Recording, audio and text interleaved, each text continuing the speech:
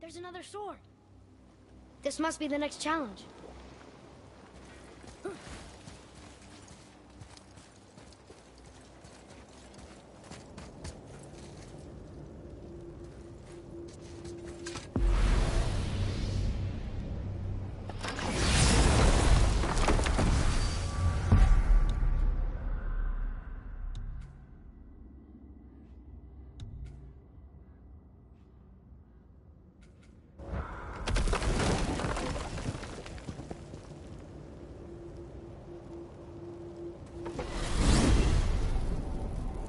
Why is Odin so desperate to find a way into Jotunheim anyway? He's convinced the giants hold the key to changing his fate when Ragnarok comes. They are the Aesir's oldest enemies, after all, and it's their army that's supposed to do him in the end. But more than that, he covets their gifts of prophecy. He wants to know what they know and see what they see.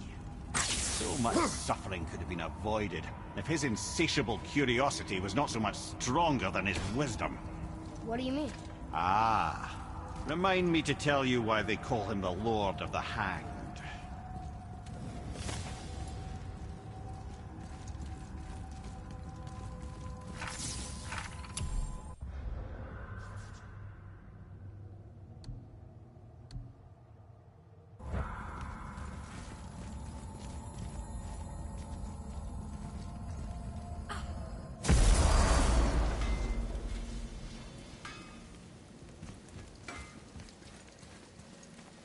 Wait. A voice. From the sword. It says we can go this way.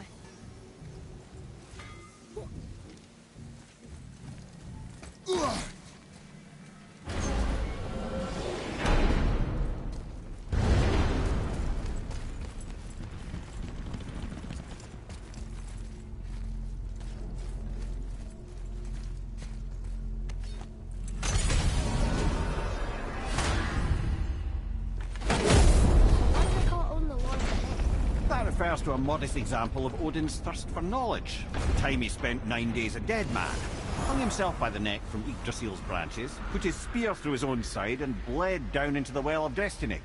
He roamed the realms of the dead and plundered the World Tree of its secrets, until I think quite rightly it got fed up with him and sent him back to the land of the living. Did I not mention he was barking mad?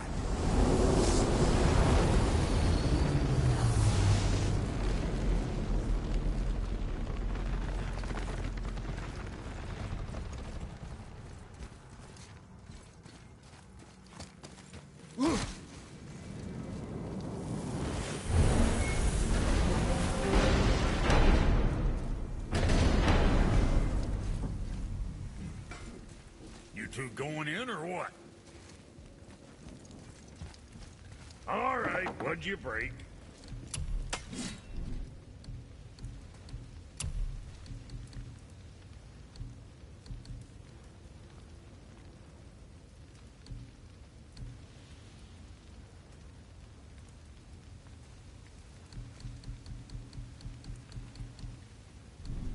Sorry you wasted my time.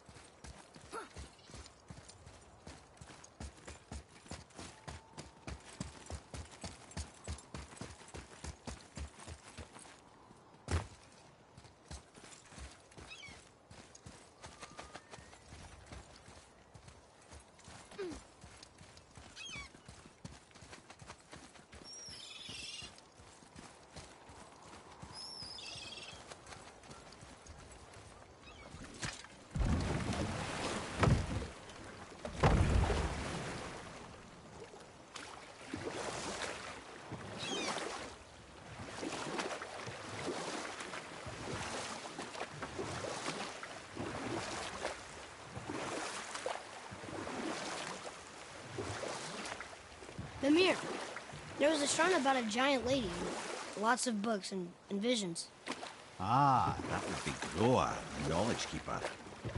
She was a gifted sorceress who gathered every tome of arcane wisdom she could find in the realms, all in the hopes of augmenting her powers of prophecy, that she might find her lost husband, Arvandil. But it was not her husband she would glimpse in her visions, for it was Groa, seeing longer and farther than any before or since, who witnessed Ragnarok, the end and the beginning. When Odin caught word of her ultimate prophecy, he maneuvered to obtain her knowledge and hoard it for himself. Groa knew Odin as a long-time patron of her services, and so she welcomed him into her library as a friend. What she did not know is that Odin himself was behind her husband's disappearance, having used his enchantments to conceal his death at Thor's hands from her sight. Smiling, jealous Odin took her by the throat, and with his very hands he stole her library and her life for his own. I always knew Odin was bad. That's just... Ruthless, barbaric, heartless? That's Odin. In fact, we would do well to sit here in silence for the next few moments and reflect on Odin's capacity for cruelty. And so... Reflect longer.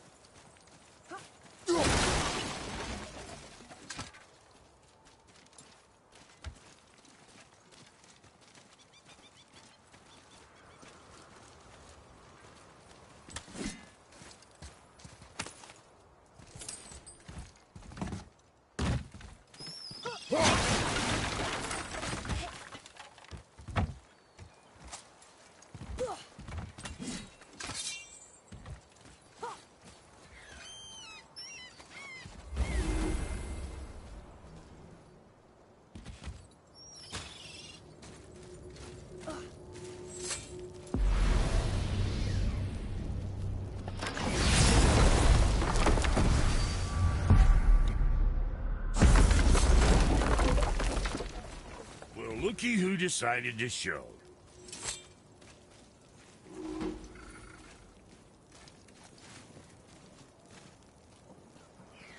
Talk to this here ring. What?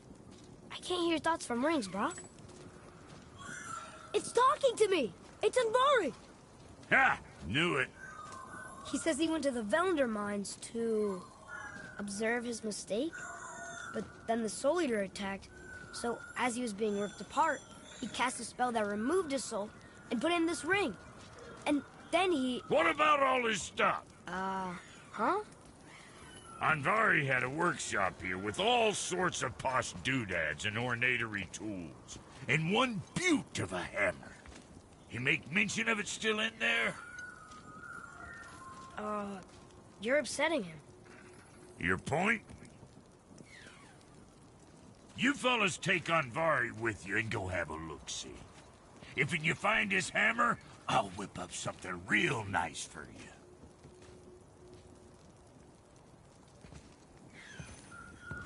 Hey now, don't go forgetting your entry stone.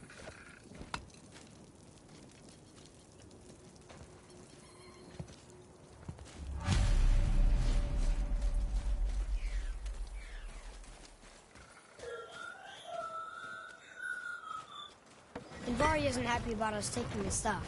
I do not care. I'm not gonna tell him that.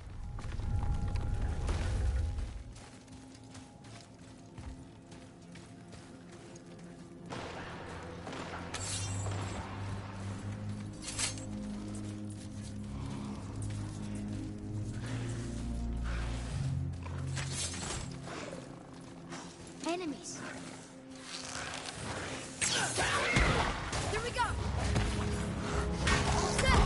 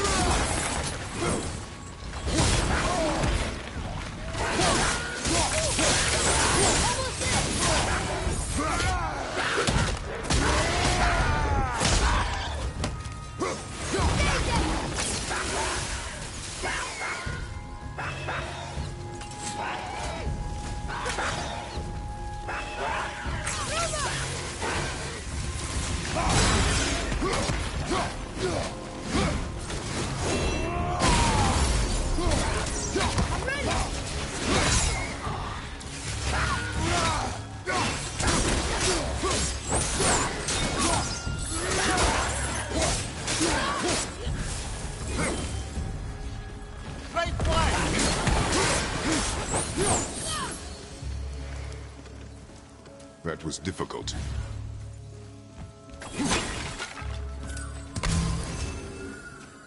And Vari says this dwarf was part of his crew.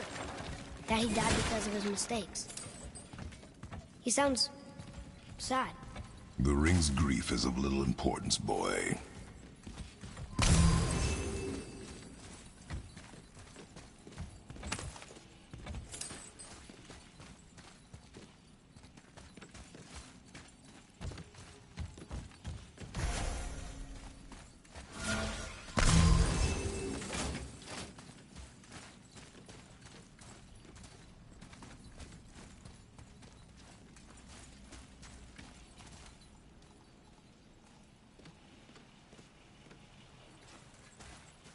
Hey, check this out.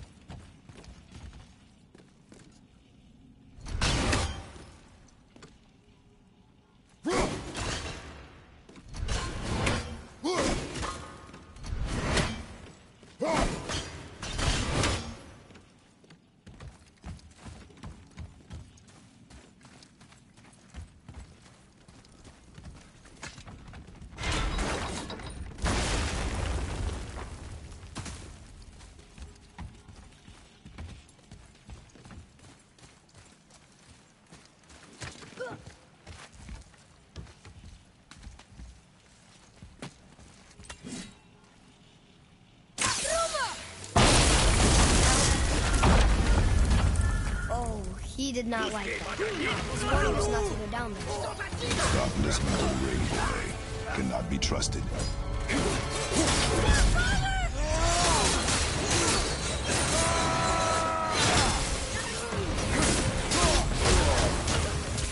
Good. Keep it up.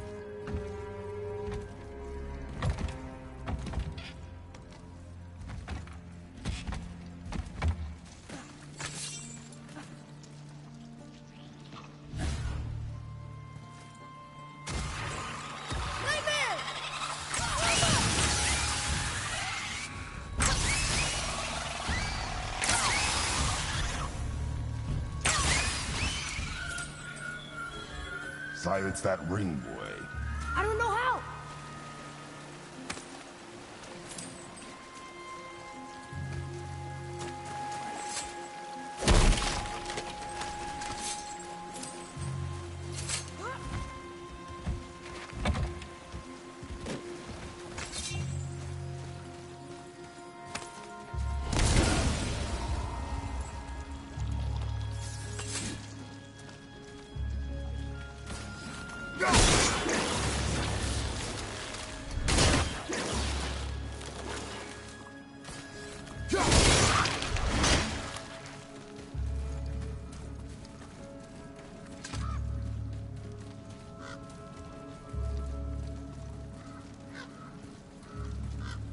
A soul eater. And a traveler. Guard up.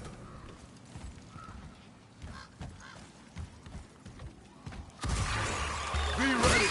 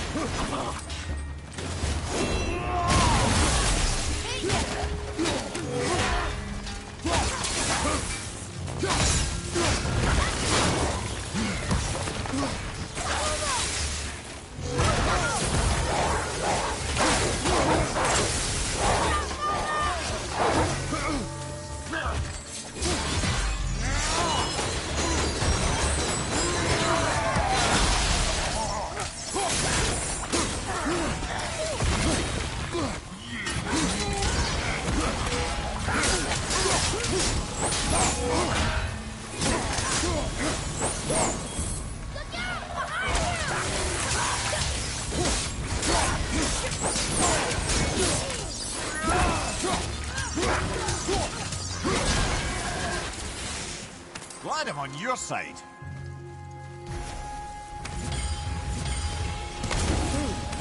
A dead soul eater. What's a soul eater even doing here? What do you mean it's your fault? Boy, ignore him. It's sort of tough for me to ignore.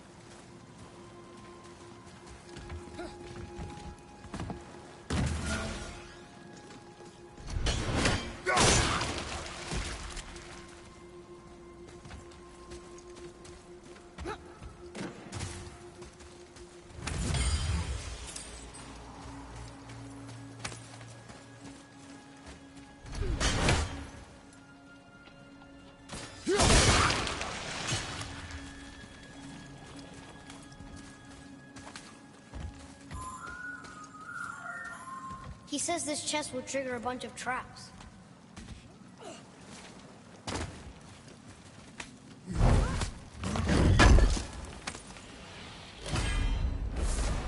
I see no traps. Sounded so sure about it.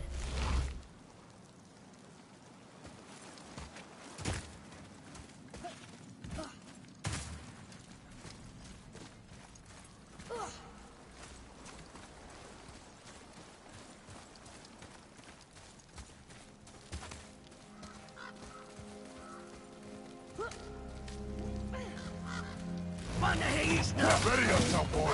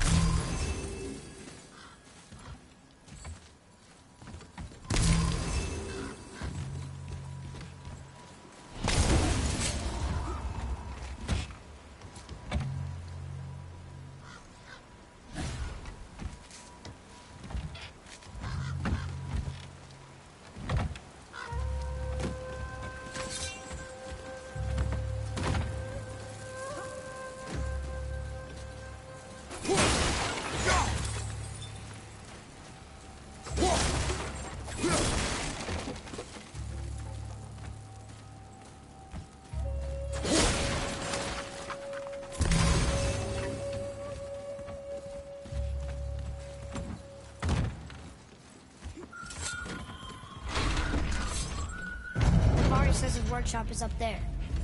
But I know. Don't trust the talking ring.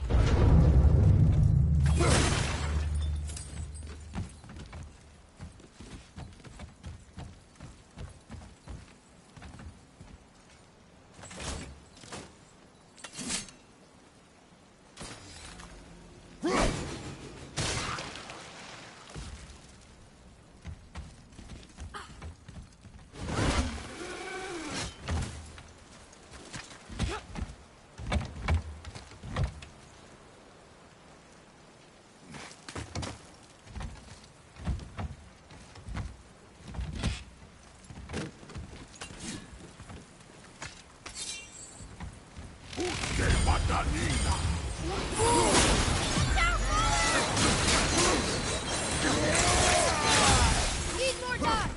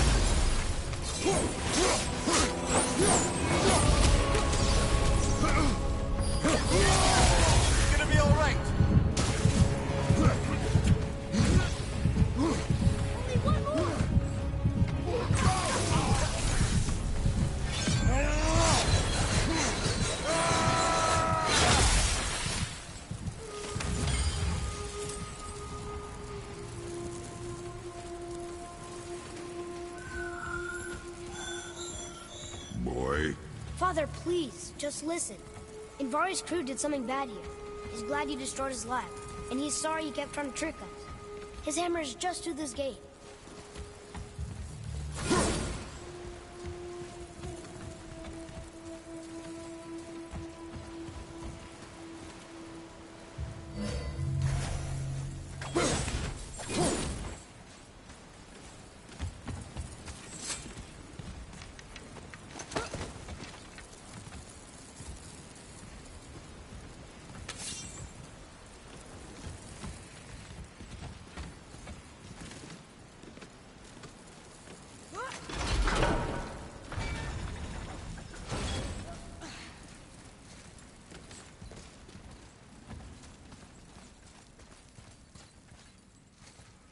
Look here. Sir!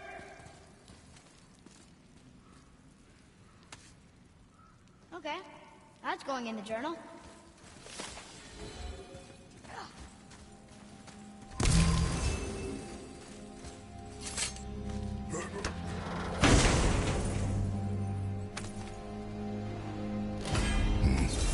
This is a fine hammer. Invari says thank you.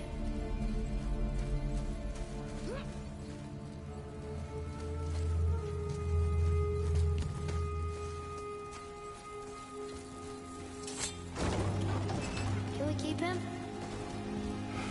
We will talk to the blue one. Moving a bit slow.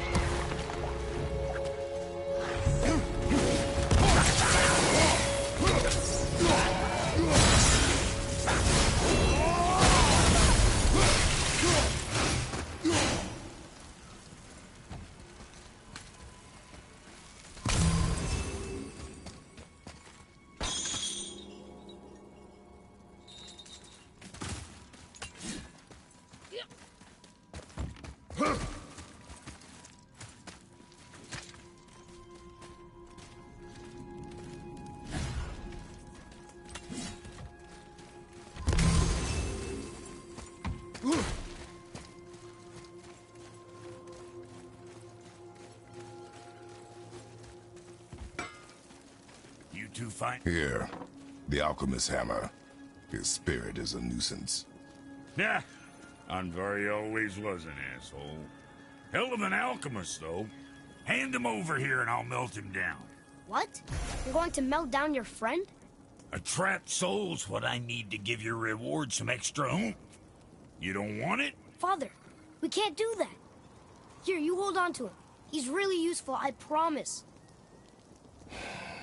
Fine. So long as he proves his worth.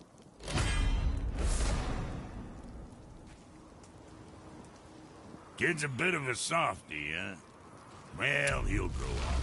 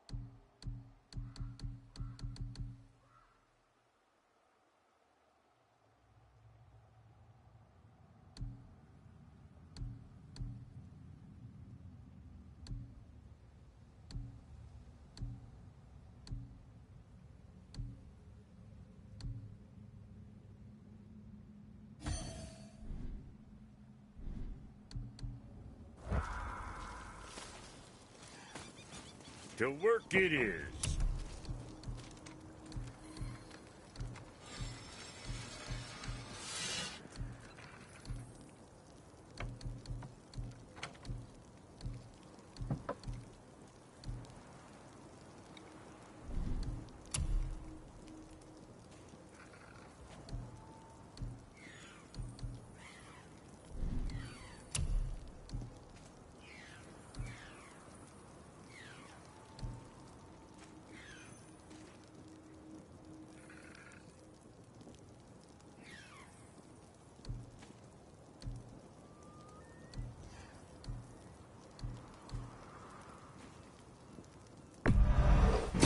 safe, bruiser boy.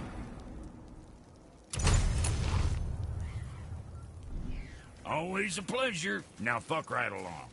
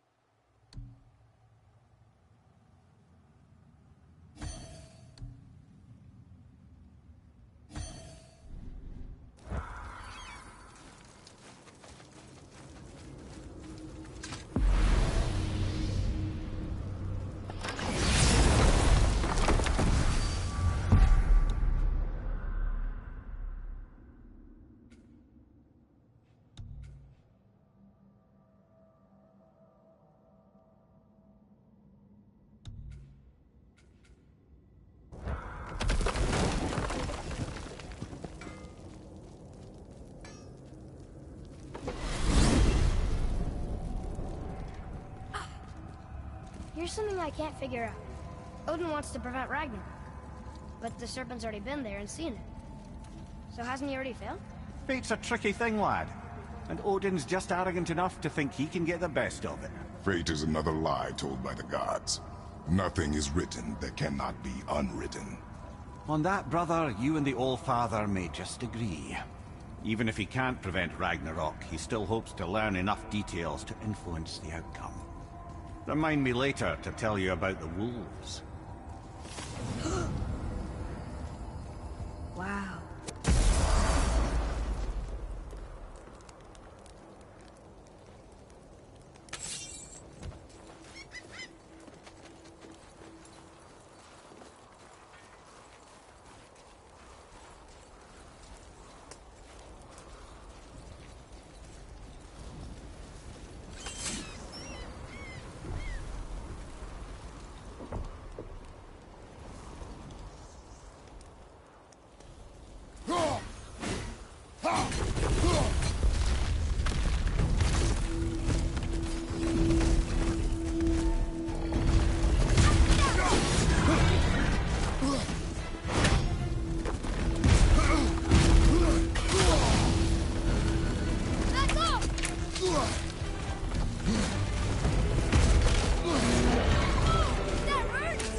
Fine.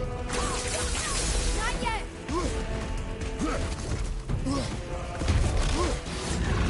You don't look too good! Red!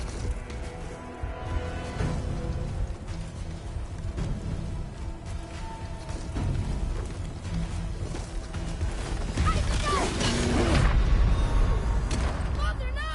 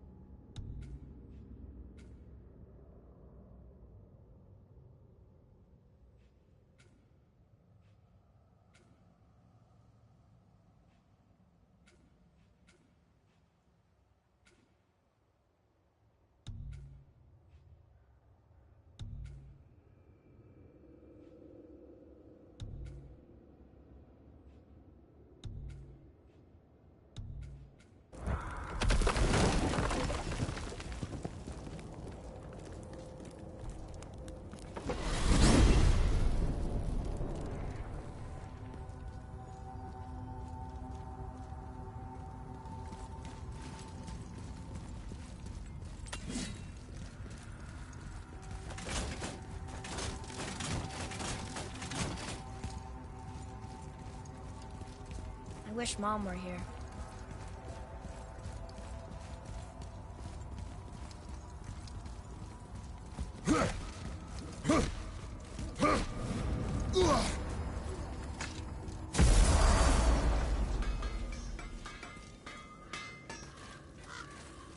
Once you retrieve the whetstone, please take utmost care while handling it. It is a priceless relic, after all.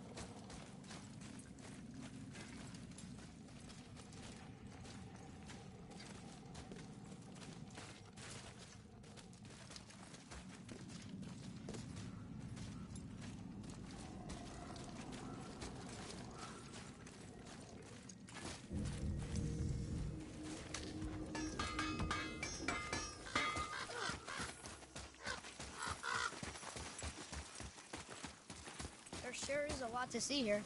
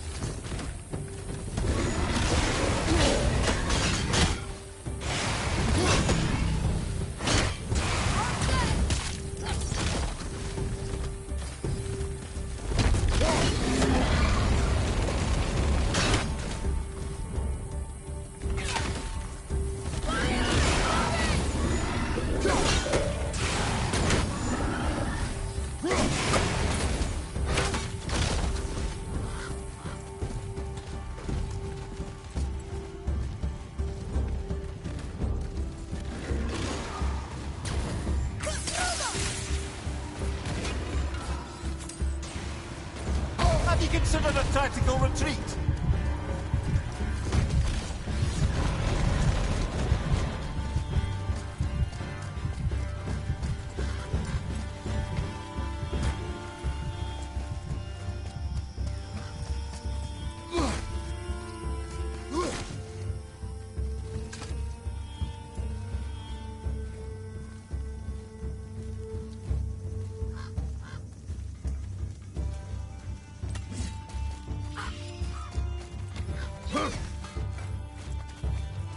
Once you retrieve the whetstone, please take utmost care while handling it. It is a priceless relic, after all.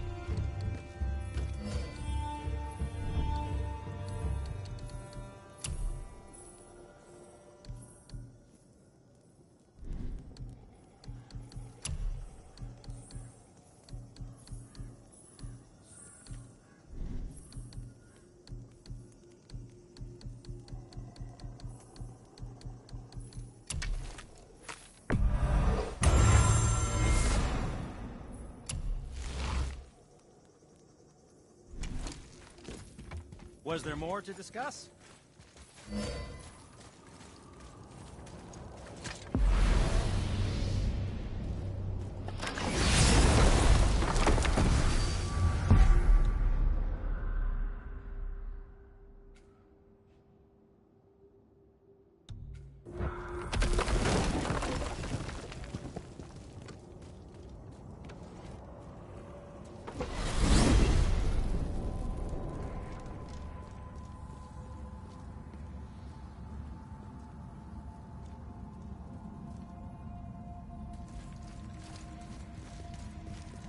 Where to next?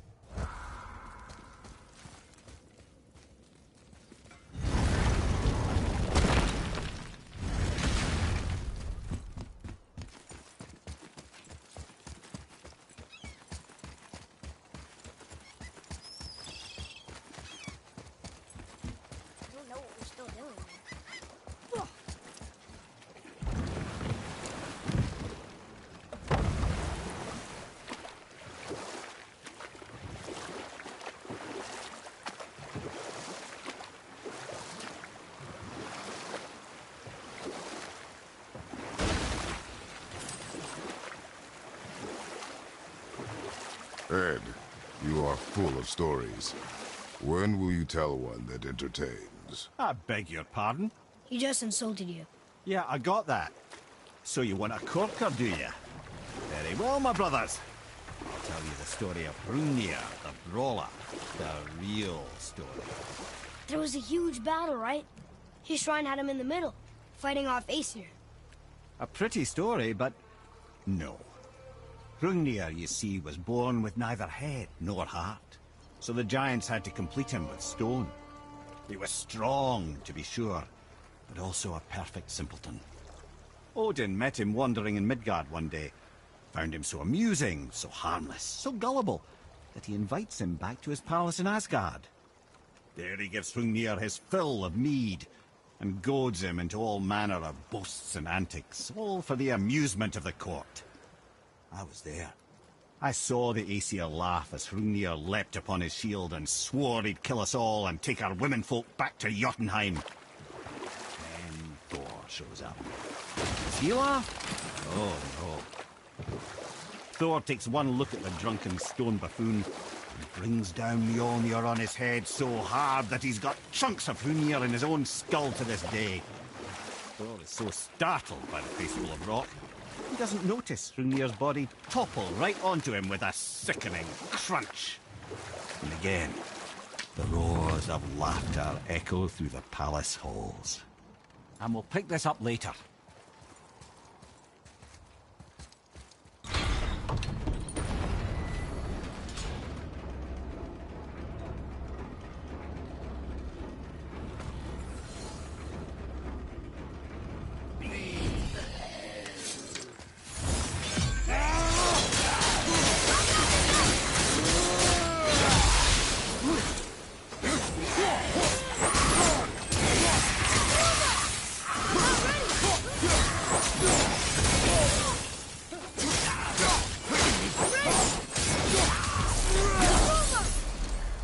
Were all those guys part of his crew? That's a tough crew. And all were his responsibility. That's a lot of responsibility. Does it frighten you? Responsibility. Oh, no. I don't think so. I mean, I think it used to, but not as much anymore. Why is that? Well, being out here, with you, makes me feel more grown up. Tyr's braziers, a symbol of the light that binds all realms together. Why would he use those strange runes, though?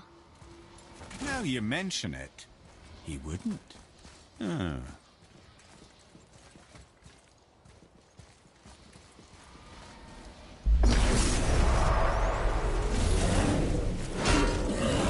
That's right! You don't look too good!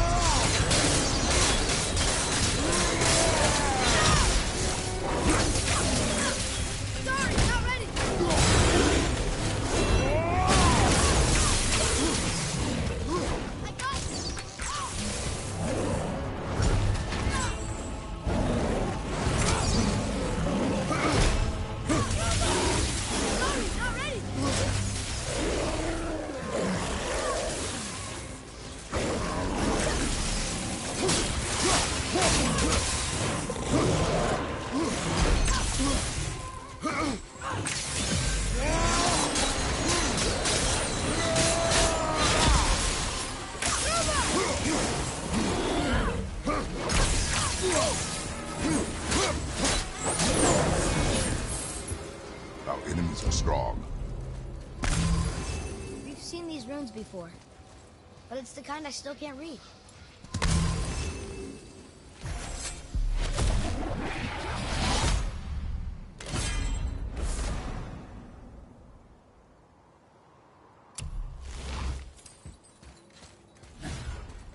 I can't translate this without the whole cipher.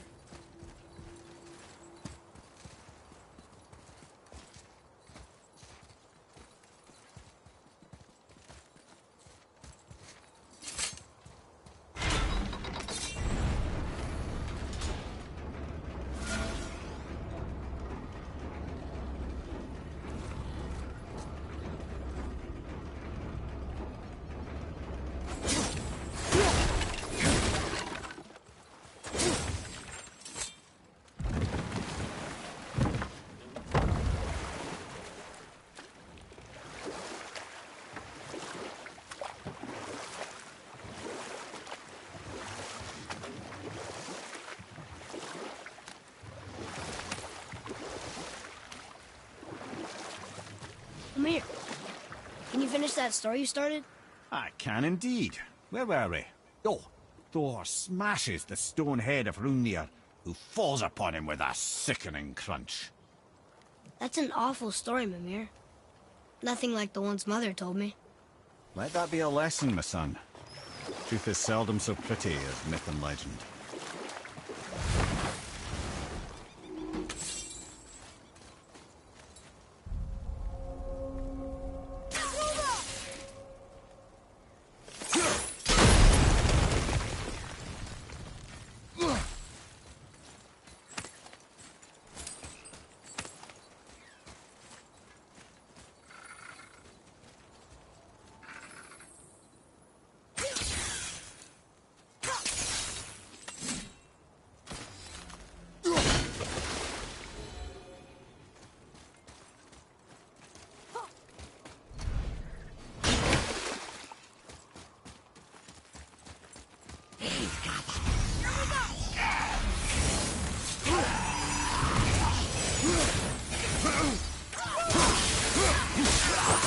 shot.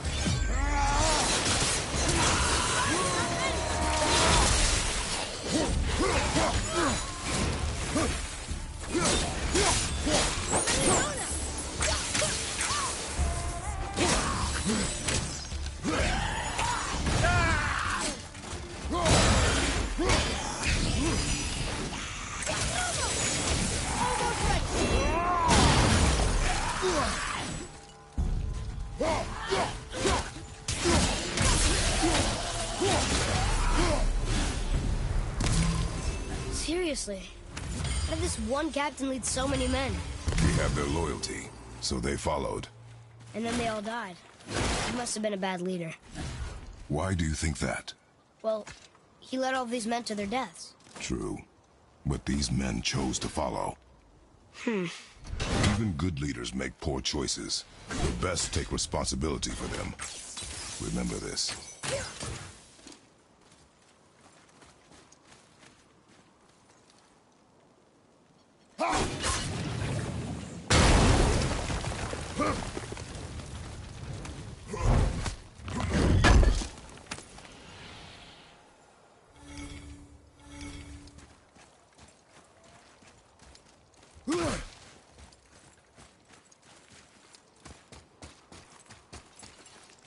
Father, were you ever a leader? Many years ago, yes. I led men in battle. Were you a good leader? It is complicated. Did you no ever... more questions, boy. Focus on the task at hand. Yes, sir.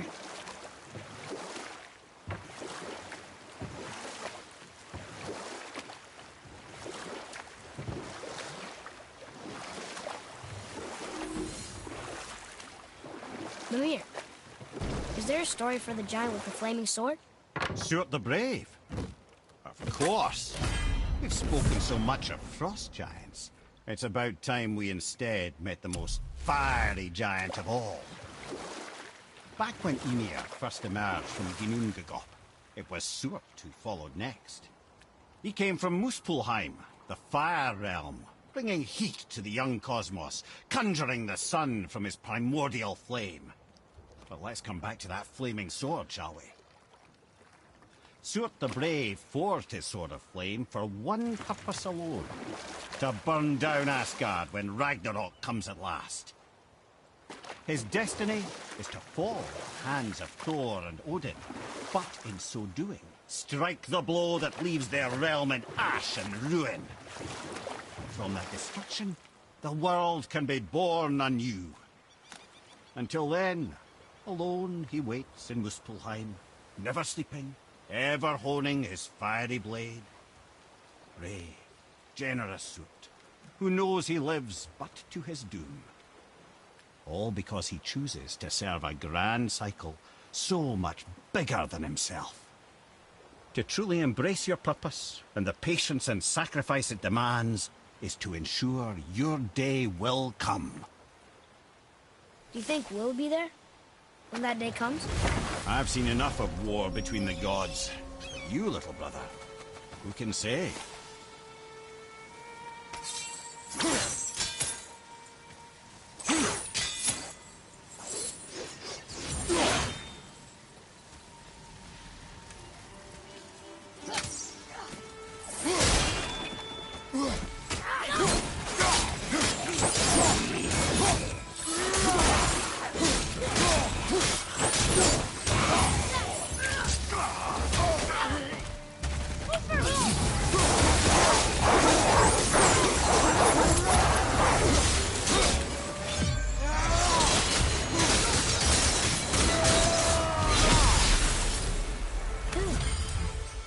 That was the last ship. I hope the captain will be satisfied now. Unlikely. He was determined to put these men to rest himself. But he would have never been able to. That does not matter to him. Our victory will only remind him of his failure. Then, why do we do this?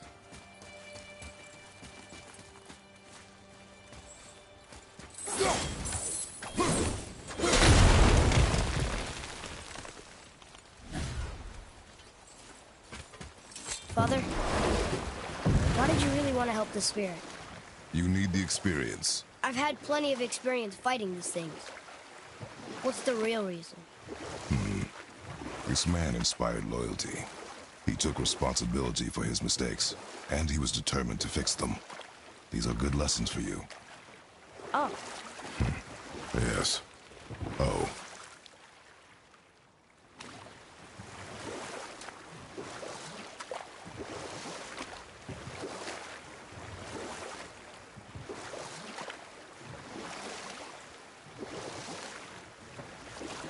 there's something down there.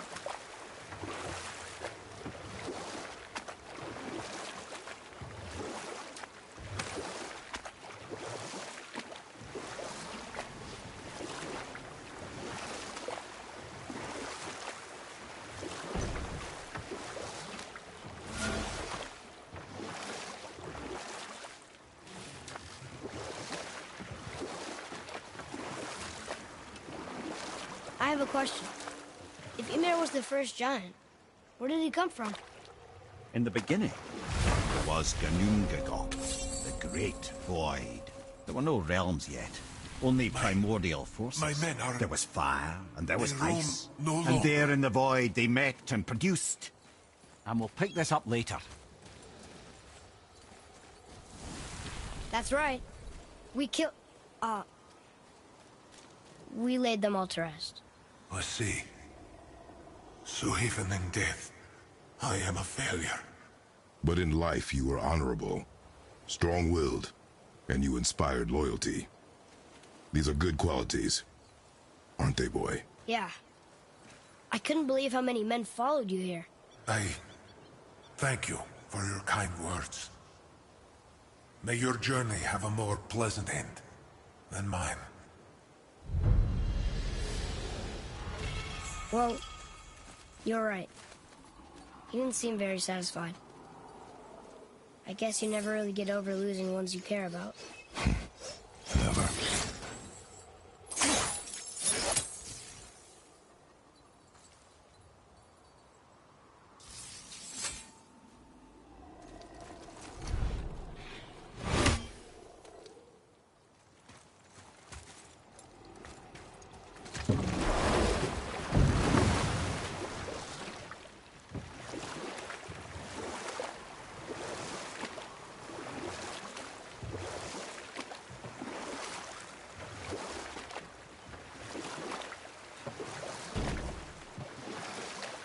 Right then. We were in the middle of a story, weren't we? Regarding Ymir. Primordial fire and ice met in the Great Void, producing water. Water? More than water. The mystic lifeblood of something entirely new. From this water, Ymir took form and became a being of pure creation and chaos, mother and father to all that came after. Even the Aesir? Aye. Every god, man, and beast came first from Ymir's flesh. Though it was the Aesir who thought themselves so superior that they should hold dominion over the rest of creation. It was Odin who took arms against his creator and spilled Ymir's lifeblood with his spear. A necessary evil, he would say, to bring order to the realms. From Ymir's torn flesh, Odin would fashion the realm of Midgard for his own.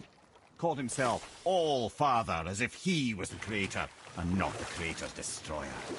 The small, covetous tyrant. Ymir? Huh?